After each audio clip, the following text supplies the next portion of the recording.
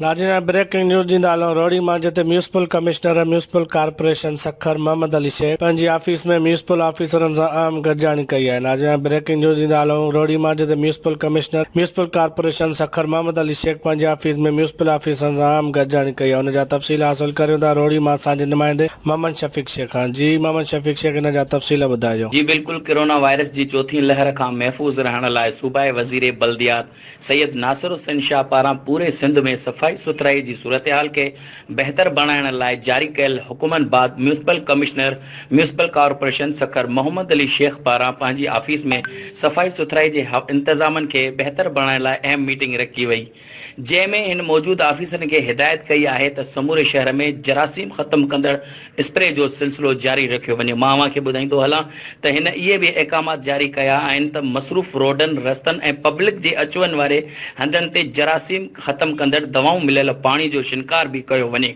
मां अव्हांखे इहो भी ॿुधाईंदो हलां त म्यूनिसिपल कमिश्नर पारां मौजूद ऑफिसरनि खे सख़्तीअ सां हिदायत कई वई त म्यूनिसिपल जे कंहिं भी अमले जी ग़फ़लत ऐं लापरवाही बर्दाश्त न कई वेंदी। जी।